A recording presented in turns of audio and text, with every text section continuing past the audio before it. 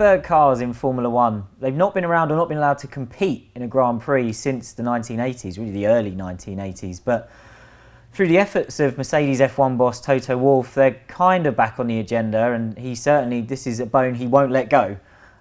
So we're here to talk about it and talk about the actual merits of the idea, if it's going to get anywhere, and if we would support it if we were the other teams on the grid.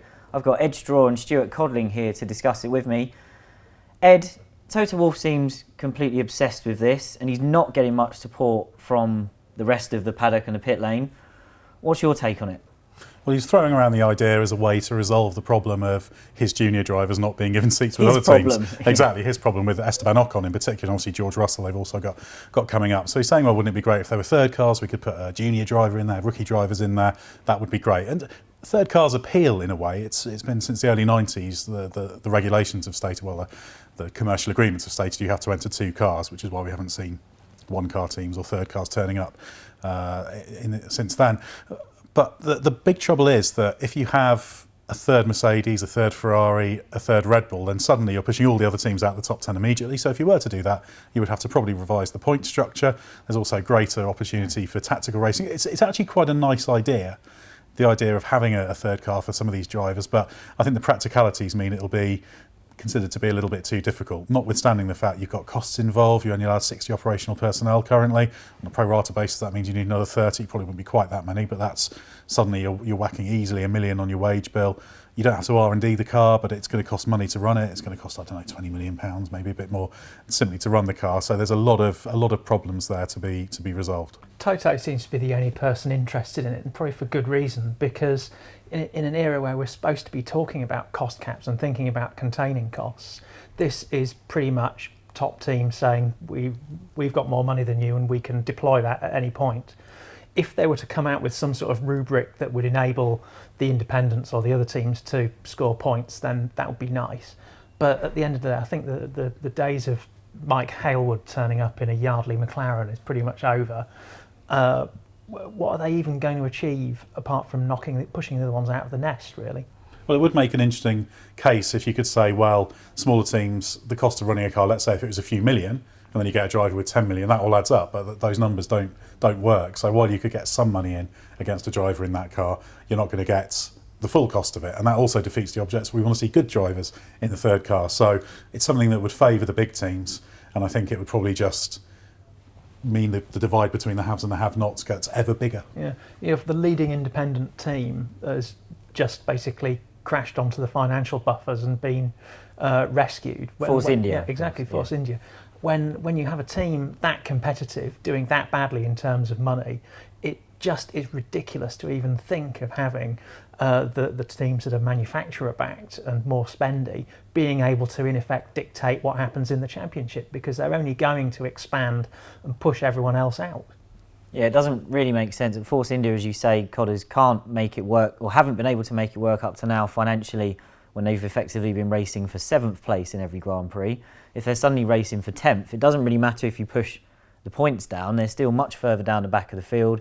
They're not going to be on TV at all, really, even in comparison to what they get now.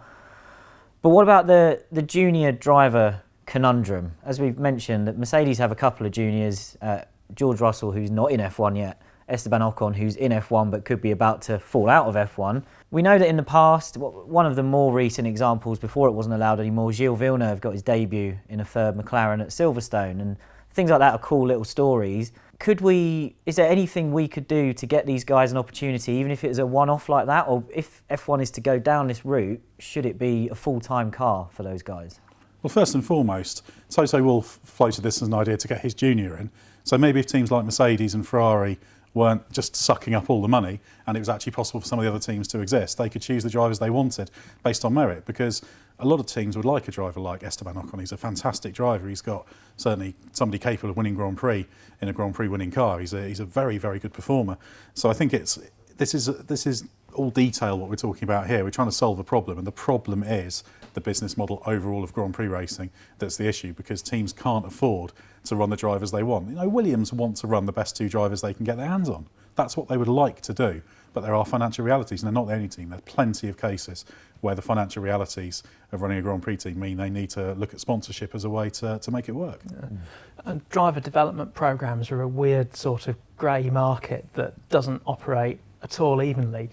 If you just look at the state of it at the moment, you have McLaren, who have ditched one of their much vaunted young drivers and sent him out into the wilderness. So that's Stoffel van Dorn. Someone's pulled a lever down into the pool full of piranhas, he goes. You have Red Bull, who don't actually have anyone with a super license coming up through the ranks yet. So they actually don't have anything in the tank. And you have Mercedes, who have George Russell and Esteban Ocon, but nowhere to send them. So I don't think the structure of the sport itself should be bent out of shape to accommodate this very sort of boom and bust grey market that is the manufacturer driver training program. These things do go in cycles, don't they? We get a wave of great drivers come through, all being backed by the big teams, and then there will always be a bit more of a fallow period after that. Is there a solution here? Maybe, is there anything we can do to help the smaller teams either find a commercial model that allows them to run a third car as well? Because then we've potentially got a 30-car grid, which could be superb. Or instead of paying, Ed, you sort of costed it up at maybe 20 million for an extra car, can't Mercedes give that money to Williams and then they're sorted financially, and we've got Ocon in a Mercedes-powered Williams car next year? I think what Mercedes have shown, they're not really interested in doing that. They have done deals with the likes of Force India to try and sort of grease the wheels to make this possible, but it's very, very, very expensive. You know, there was a time where rather than paying for an engine, you could sometimes take drivers. Williams around Kazuki Nakajima, basically in exchange for not paying for their Toyota engines. Now the engine packages are so expensive, just the cost of it and the ancillaries and everything, it's just not cost effective. Mercedes want to develop Esteban Ocon, but they don't want to be putting in 20 million plus a year into developing a driver they might not ever use. So it all comes back to this problem of it being too expensive, the poor share of revenues for various teams. You need teams to be able to take the best available drivers. They might take drivers on loan if it's free, and if it doesn't cost them money by not taking a driver with sponsorship, that would be a different thing. You say you can have, okay, Esteban Ocon on loan for a few years, great, but not with the current financial model. Ocon's quite an outlier in that regard, because he's a classic example of a driver who had no financial backing at the beginning of his career. His dad used to have to raid the bins in kart circuits for the offcuts of the tyres that the rich kids had used once and then thrown in the bin. And then he sort of lucks into the Mercedes connection through a bit of hard work, a bit of diligence, the support of people like Eric Bouillet at Gravity, and he got noticed. But he is someone who probably would have disappeared between the cracks if he hadn't been picked up. So in a way, it is a shame that it's basically the whole scenario has become more and more reliant on megabucks offers and the patronage of big fish. And you look at other teams who are taking money from young drivers' dads, possibly drivers who are less gifted, but certainly better in the wallet department. It's such a distorted market. I think Ocon will be okay though. Even if he sits out next season, Mercedes are very keen on him, and if Mercedes don't continue their contract, someone will pick him up, because Ocon is that strong. But there's other cases, so I don't think he'll be in such a good position. So on the third cars debate, let's lay it to rest. Do we actually think this is going to come in anytime soon? Should the viewers of this channel be expecting to see third Mercedes, Red Bulls and Ferraris anytime soon, do you think? Unicorns first, I think. The only thing that will trigger it is if multiple teams go to the wall. There's agreements in place. If the grid drops to a certain size, then teams do have to run third cars. It depends who you are and where you are in terms of whether you have to, but that's the only mechanism currently I can see causing that to happen. It's not going to happen voluntarily. It'll be an involuntary spasm caused by other teams going bust, as Ed says, and that's not something we should look forward to.